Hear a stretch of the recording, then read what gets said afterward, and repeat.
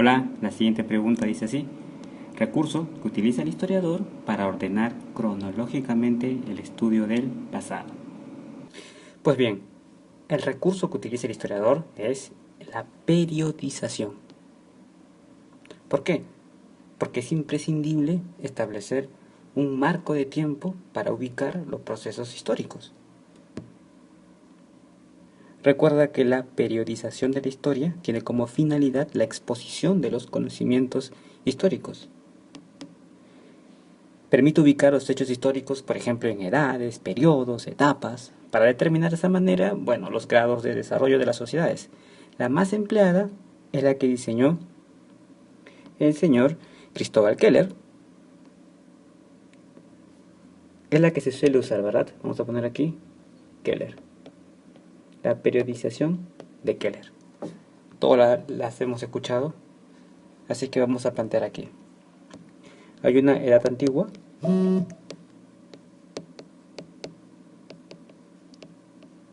luego una edad media, edad moderna y edad contemporánea. Pues bien, la edad antigua abarca, vamos a ponerle aquí sus límites, desde el menos 4000, algunos le ponen 5000, ¿ok? Hasta el año 476 antes de Cristo. O perdón, después de Cristo. ¿Sí? ¿Qué es lo más importante que se da en la edad antigua? Bueno, digamos que en la edad antigua se inicia con la invención de la escritura, por supuesto, ya que gracias a la escritura se puede registrar los sucesos históricos.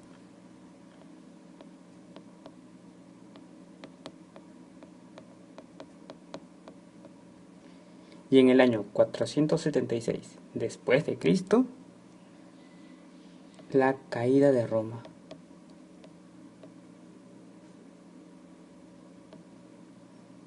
El Imperio Romano. Pero ojo, de Occidente.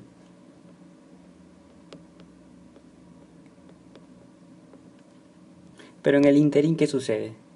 Desde esta época hasta esta época, desde estos límites, la aparición de las grandes culturas, por ejemplo, la cultura caldeo, la cultura egipcia, los fenicios, los griegos, hasta los romanos, de donde hemos heredado nosotros nuestra cultura. Por algo no le llaman cultura greco-latina. Y los aportes en matemáticas, inclusive en leyes y en ciencias en general, vienen desde mucho atrás. Se pueden rastrear desde la cultura caldeo-asiria, que es como que la primera gran cultura que existió en la humanidad. En fin, Edad Media hasta el año 1453. Ya no voy a poner después de Cristo. ¿Sí? Vamos a borrar aquí esto de después de Cristo. Si pongo 476, ya estamos asumiendo que estamos después de Cristo. Y aquí le hemos puesto, por ejemplo, menos 4000, porque significa que es 4000 antes de Cristo. ¿Qué ocurre aquí? Ocurre la caída de Roma, el Imperio Romano de Oriente, también le llamaban bizantino. Vamos a poner aquí caída de Constantinopla.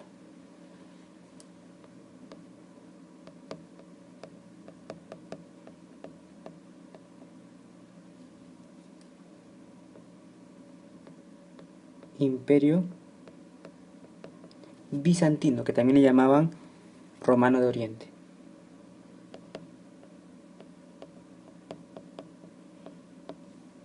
Vamos a poner aquí Oriente. Entonces es fácil recordar estos límites, porque uno es Roma de Occidente y otro es Roma de Oriente.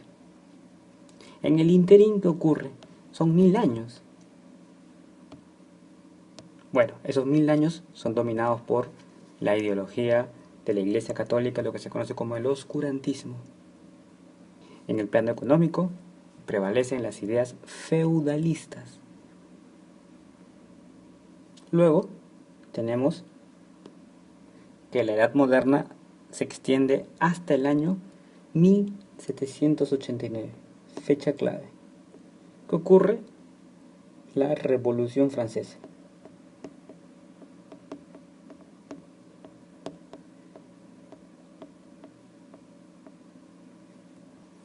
¿Qué pasó en el interín? Las revoluciones burguesas. Los burgueses se imponen, la burguesía destrona al feudalismo y se impone. En la Edad Antigua entonces tenemos el esclavismo, los grandes estados esclavistas. Luego, feudalismo.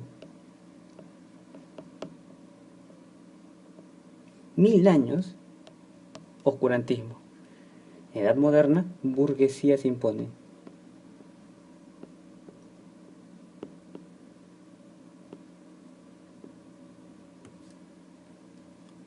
Y finalmente la edad contemporánea hasta nuestros días, ¿no? El mundo bipolar, la globalización, que es el sino de nuestra época.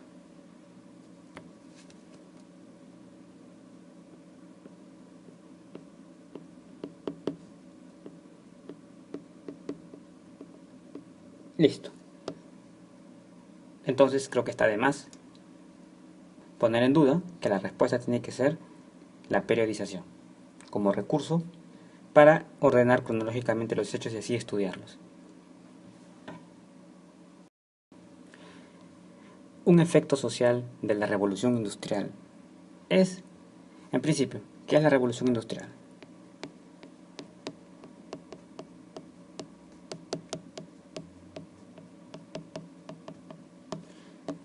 A mediados del siglo XVIII, ¿ok?, se inicia en Inglaterra la revolución industrial, que como su nombre lo indica, consiste en el desarrollo industrial de los países, con la tecnología de la mano, de las investigaciones, por supuesto, en ese campo,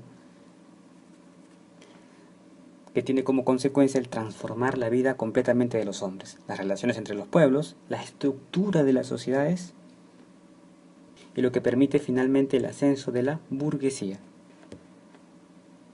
Las bases fue el fortalecimiento de la burguesía, ya que ellos impulsaron esto ante la debacle del sistema feudal.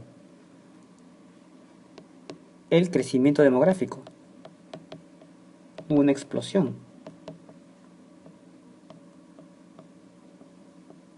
Esto permitió obtener mano de obra barata. Hubo una revolución agrícola.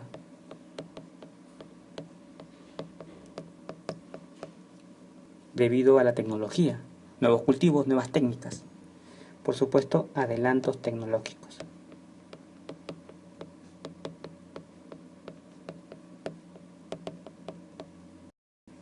Hubo dos etapas. Primera, revolución industrial, y segunda, revolución industrial. Bueno, las fechas, solo para referencia, sería aquí 1760 y luego 1860. Segunda revolución industrial.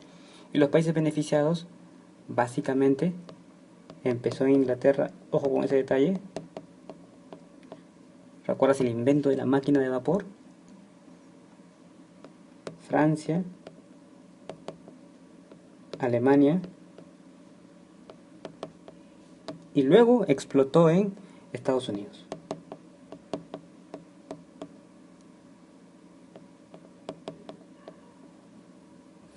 Recuerda que la mano de obra se vio incrementada fundamentalmente por emigrados de Europa que llegaron a Estados Unidos, se asentaron ahí, y bueno, eso propició en gran medida el desarrollo industrial de ese país.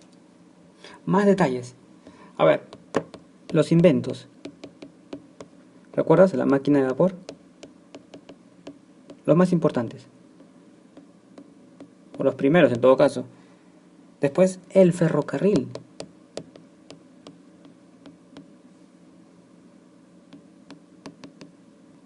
¿Para qué se usaba el ferrocarril? En un principio no para transportar personas, sino las minas, ¿verdad? En las minas, para transportar el carbón, que era el combustible. el barco a vapor.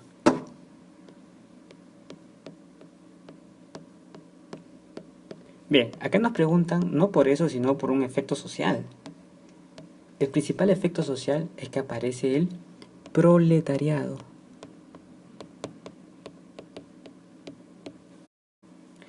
Recuerda que este surgimiento de la clase obrera constituiría la mano de obra de las nuevas fábricas y estaba compuesto por hombres, mujeres y niños, muchos de ellos emigrados del campo de cultivo, donde la revolución agrícola dejó a muchos campesinos sin empleo. Bueno, y lo único que tenían estas personas por vender era su fuerza de trabajo.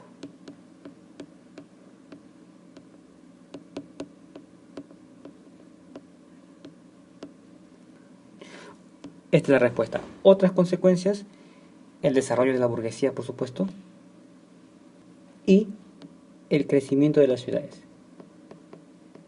Habíamos dicho que la revolución industrial cambió el mundo para siempre. No volvió a ser como antes nunca. Bien. De Historia Universal, guía para el examen de licenciatura UNAM 2013. Dice así: países que practicaron un nacionalismo agresivo, autoritario y conservador, que difundieron el culto a los valores nacionales, el militarismo, la superioridad de la nación y la inferioridad de otros pueblos. Bueno, nos están hablando de el nacionalismo, ¿verdad? Pero un nacionalismo agresivo. Se puede rastrear el nacionalismo en obras, inclusive desde el año 1830, donde se habla de nación y nacionalismo. Y es un concepto en verdad bastante complejo, y parece tratarse más de un sentimiento y más que de una doctrina nacionalmente elaborada. El término nación proviene del latín nasi. Esto es latín, que significa nación para nosotros, y etimológicamente se refiere a un grupo humano o a un conjunto de hombres nacidos en el mismo lugar. Eso es lo que significa.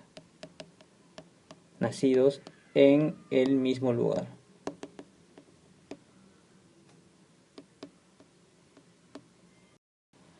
Y bueno, esta idea de nacionalismo hace referencia como que a tres pilares. La autodeterminación política, creo que el nombre también lo explica, auto es propio.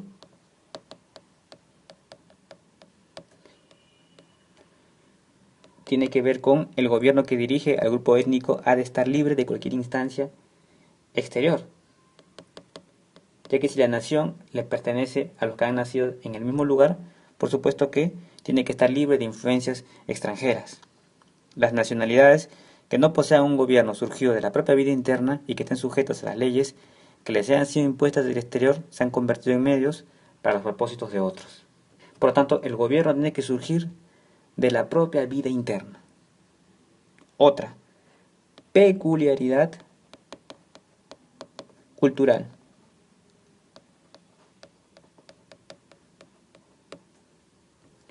Y lingüística, en la creencia de que el pueblo se identifica en una lengua.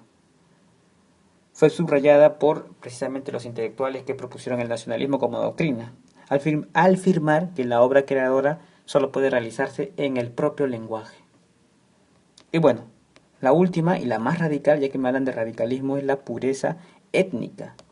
Étnica, etno, hace referencia a raza. Y por supuesto los teóricos más agresivos rechazan la fusión de los pueblos con argumentos étnicos, argumentos biológicos, tales como que se pierde la fuerza, ¿no? Esa identidad, ya que si crees que el poder está en los nacidos en el mismo lugar, si hay fusión con extranjeros, entonces se pierde esa identidad, esa fortaleza. Esa es la idea de la pureza étnica. Esto se manifestó en Alemania y en Italia,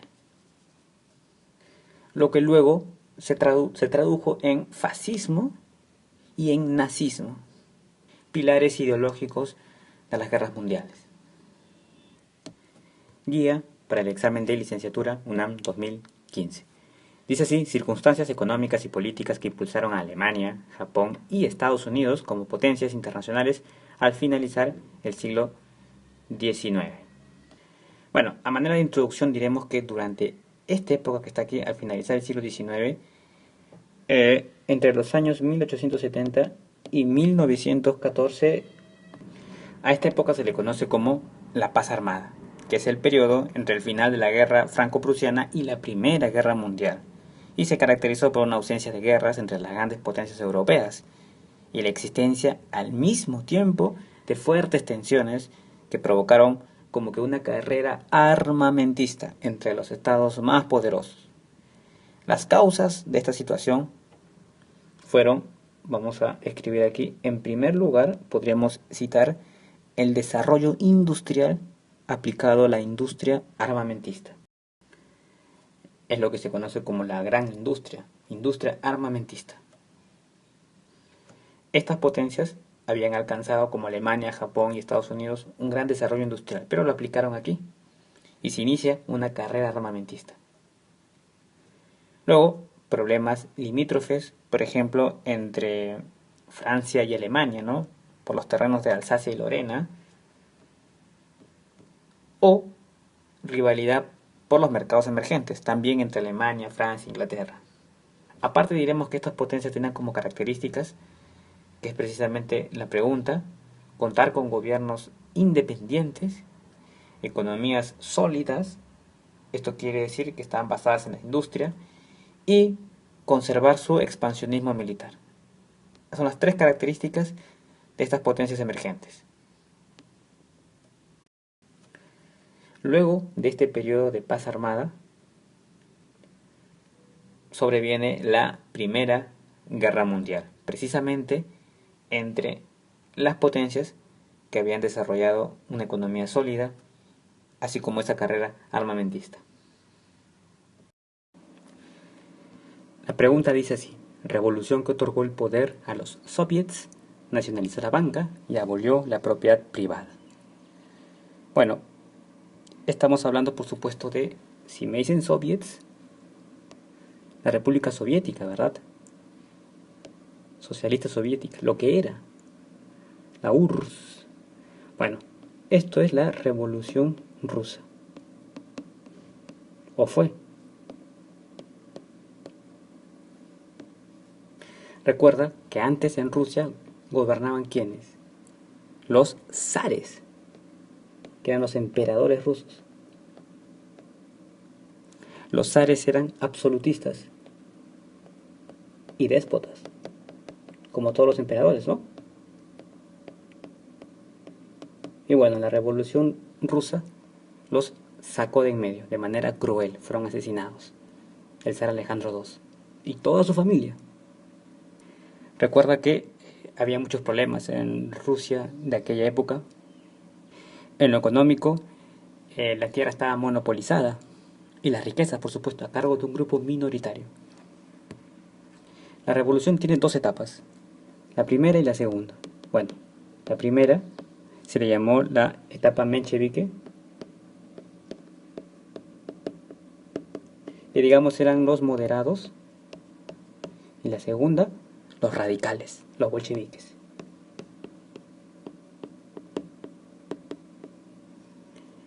Aquí se impone Lenin, que era el líder, ideólogo, pero nos estamos perdiendo lo que pasó en la primera etapa, que se le llama etapa menchevique. Aquí ocurre la caída del zar, el último zar.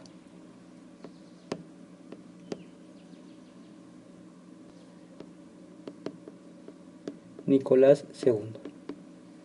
Bueno, se escoge un consejo representativo que se va a llamar los soviets. Justo esto responde a la pregunta. Aquí está, Revolución Rusa. Luego hay elecciones y prevalece Alejandro Kerensky. Luego Lenin Revolución de Octubre, ¿verdad?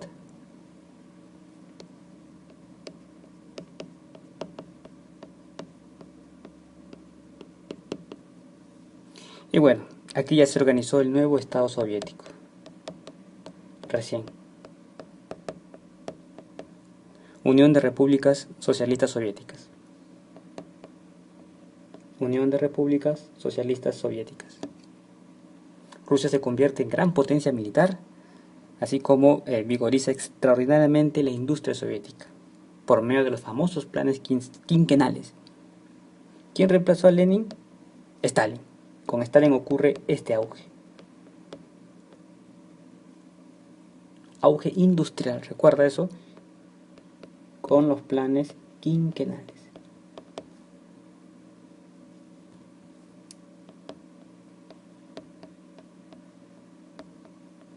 Listo. Universal, guía para el examen de licenciatura UNAM 2015. Dice así: la ideología nacional socialista se fortaleció en Alemania porque, bueno, vamos al contexto. Estamos hablando de el nazismo, que es la ideología nacional socialista, que es la versión alemana del fascismo, que es un nacionalismo radical, intolerante de Italia, que se instaló en Alemania en el año 1933, cuando su principal mentor, Hitler, toma el poder. Haciendo un poco de memoria, el Tratado de Versalles en el año 1919, vamos a poner aquí, puso fin a la Primera Guerra Mundial. Más precisamente, la guerra entre los aliados y Alemania. Fue un tratado abusivo donde Alemania perdió parte de su territorio, pues tuvo que devolver Alsacia y Lorena a Francia. Un territorio a Polonia que se llamaba Silesia, igual a otras partes. También Alemania se comprometió a pagar reparaciones por los daños causados, reparaciones increíbles, impagables, a tener un ejército reducido y a desmilitarizar la zona del río Rin, zona que los aliados ocuparon como garantía del cumplimiento del tratado. Finalmente Alemania perdía todos sus territorios coloniales. Como si fuese poco, ¿verdad? La humillación de tener a los vencedores, a los aliados en tu territorio, tenías que pagar por los daños causados y por los gastos de la guerra. Habíamos dicho que el fascismo, Italia, un socialismo exacerbado, con Mussolini, y aquí tenemos el nazismo, en Alemania, con Hitler a la cabeza, caudillo. Características muy parecidas a las del fascismo, pero podríamos agregar algunas propias. Por ejemplo, el pangermanismo. Pan significa todo, es decir, una ultra exaltación de la nacionalidad alemana que exige la expansión territorial de la nación. Otro pilar del nazismo, antijudaísmo. Esto luego explica el Holocausto, o sea, el ver a los judíos como corruptos de la pureza cultural y biológica de los germanos. Racismo, que ellos lo tomaron como una especie de, vamos a decir, versión alemana de las tesis darwinistas acerca de la lucha por la existencia, ¿no? Que prevalece en la naturaleza el más fuerte. Ellos lo aplicaron a la sociedad. Y finalmente, el revanchismo. Y aquí viene justamente lo que hemos explicado, el Tratado de Versalles.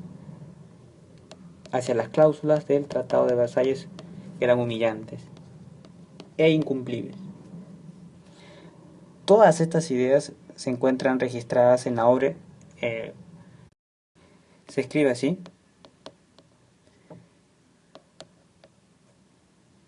se traduce como mi lucha.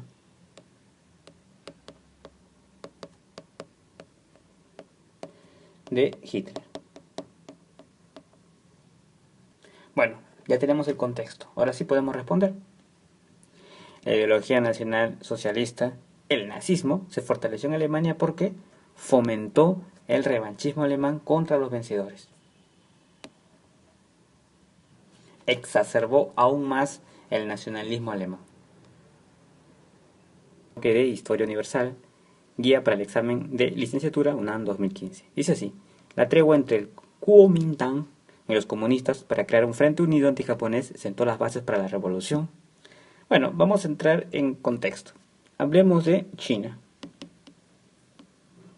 ¿Qué ocurría en China desde el siglo XIX? Bueno, el imperio chino, desde el siglo XIX, se había visto obligado a realizar concesiones a las potencias occidentales y al Japón, sin que la dinastía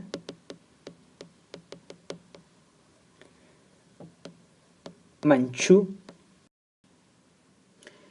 también llamada así, Qing, pudiera poner fin a esta situación, a pesar de las innumerables reformas que llevaron como que a un estado de anarquía. Tuvieron que abdicar. Al abdicar, los gobernantes, la dinastía, aparece en este contexto un personaje, Sun Yat-sen, que fue el que instaló un gobierno provisional en Nankín, quien conjugaba una especie de nacionalismo y democracia. Fue Sun Yat-sen quien precisamente fundó el Partido Nacionalista del Pueblo, o Kuomintang.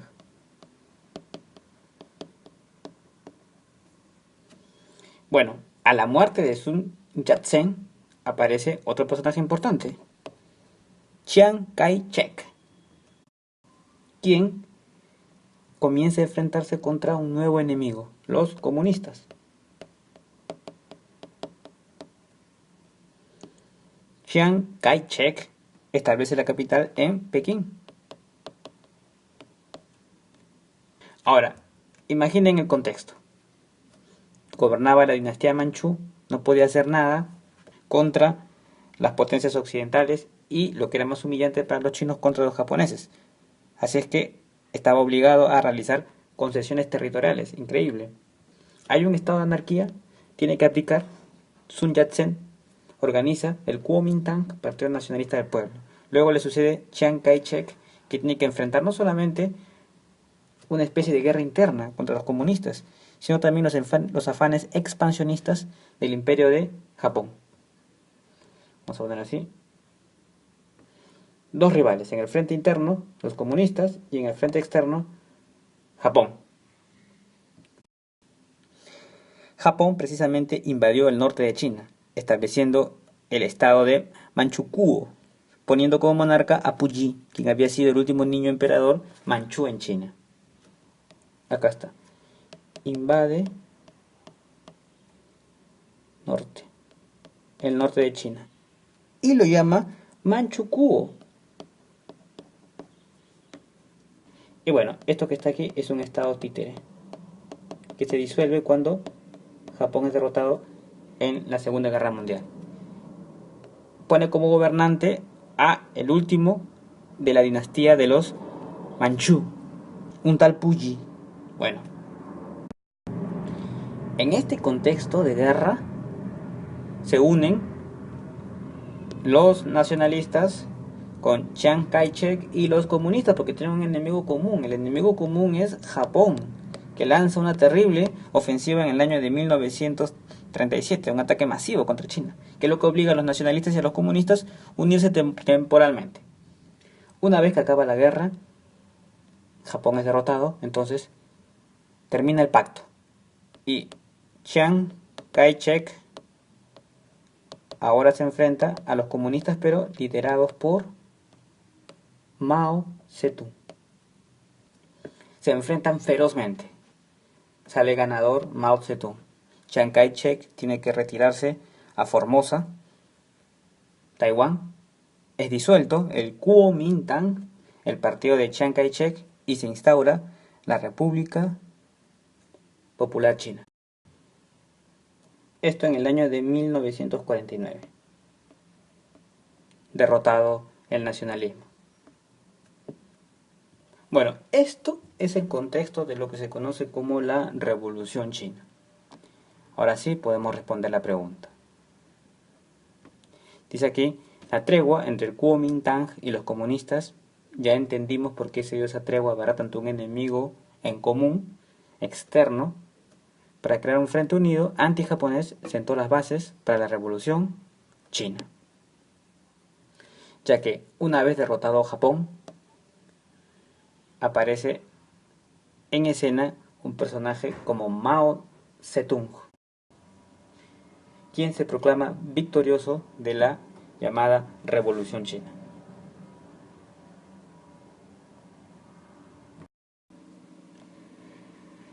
La pregunta dice así: al conflicto que provocó el desembarco de armamento en Cuba, que incluía proyectiles, cohetes, botes de patrulla y cazas MiG, así como técnicos e instructores de la Unión de Repúblicas Socialistas Soviéticas, se le conoció con el nombre de... Primero entremos en contexto. Estamos en Guerra Fría, mundo bipolar.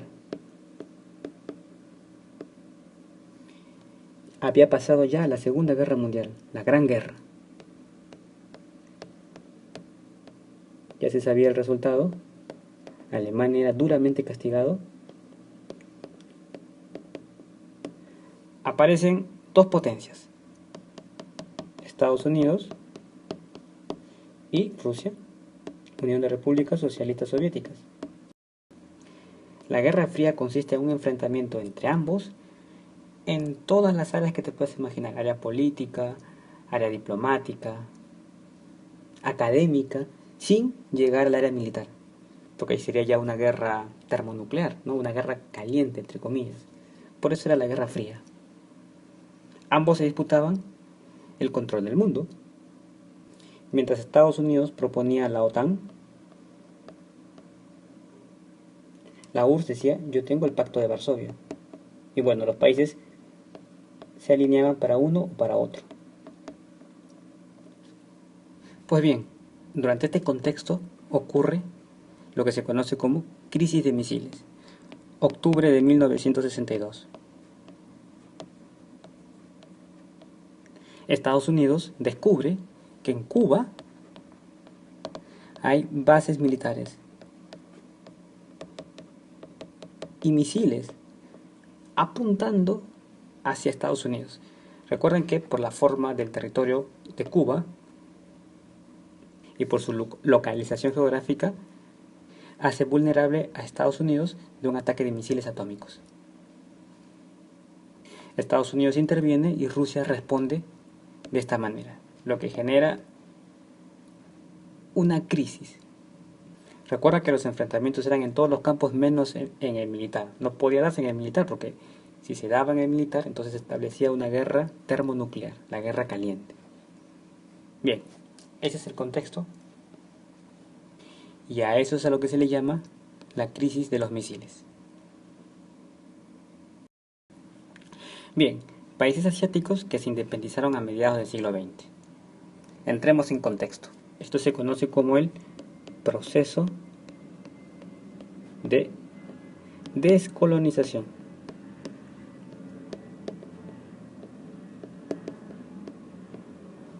Esto ocurre también después de la Segunda Guerra Mundial,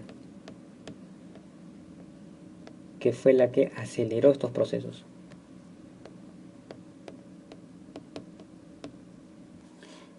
¿Quiénes eran los países colonialistas? Inglaterra sobre todo, Francia, Holanda. Inglaterra y Francia. Bueno, Holanda y Bélgica, entre otros. Hasta antes de la Segunda Guerra Mundial, pues Inglaterra se había expandido sobremanera. Francia y Holanda tenían demasiados territorios coloniales y como se encontraban en apogeo económico, pues era difícil para los movimientos nacionalistas o independentistas liberarse. Pero luego de la Segunda Guerra Mundial se debilitan. La guerra supuso un gran esfuerzo para todos y, sobre todo, estos países que eran colonia contaron con el apoyo de Estados Unidos y la URSS. ¿Por qué? Porque querían extender su influencia en nuevos territorios. Entonces establecieron una política anticolonial. En este contexto encontramos a India e Irán. Solución. Globalización económica, también conocida como mundialización. Tiene como características, bueno, vamos a ver. Refuerza la soberanía de los países. Lamentablemente, diremos que no. Todo lo contrario, los debilita. Porque, y esto hay que decirlo, es promovida por los países de mayor poderío militar y económico, y que no necesariamente buscan el desarrollo común de todos. ¿Facilita el comercio mundial? Sí, esto sí. ¿Es promovida sobre todo por los países desarrollados? Por supuesto que sí, también. ¿Impide la competencia entre las empresas de los países avanzados? No, no impide la competencia. ¿Ha sido acompañada de frecuentes crisis económicas? Sí. Nosotros hemos sido testigos de la crisis en Estados Unidos, cuyos rezagos hasta ahora se sienten. Es más, las crisis económicas han sido el sino de la globalización económica. Por lo tanto, facilita el comercio mundial promovida por los países desarrollados para favorecer sus intereses. Y ha ido acompañada de frecuentes crisis económicas. Sería 2, 3, 5. ¿Ok? Hasta el año 476. Antes de Cristo. O perdón, después de Cristo. ¿Sí? ¿Qué es lo más importante que se da en la Edad Antigua? Bueno, digamos que en la Edad Antigua se inicia con la invención de la escritura, por supuesto, ya que gracias a la escritura se puede registrar los sucesos históricos.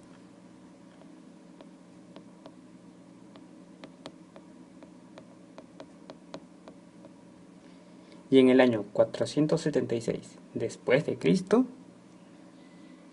la caída de Roma. Hola, la siguiente pregunta dice así: recurso que utiliza el historiador para ordenar cronológicamente el estudio del pasado. Pues bien, el recurso que utiliza el historiador es la periodización. ¿Por qué? Porque es imprescindible establecer un marco de tiempo para ubicar los procesos históricos. Recuerda que la periodización de la historia tiene como finalidad la exposición de los conocimientos históricos. Permite ubicar los hechos históricos, por ejemplo, en edades, periodos, etapas, para determinar de esa manera, bueno, los grados de desarrollo de las sociedades. La más empleada es la que diseñó el señor Cristóbal Keller. Es la que se suele usar, ¿verdad? Vamos a poner aquí Keller. La periodización de Keller. Todas las hemos escuchado, así que vamos a plantear aquí. Hay una edad antigua,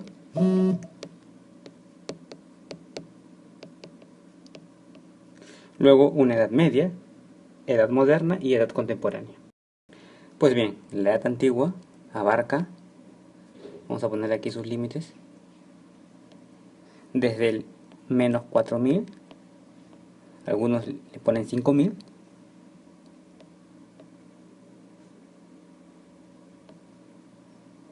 el Imperio Romano. Pero ojo, de Occidente.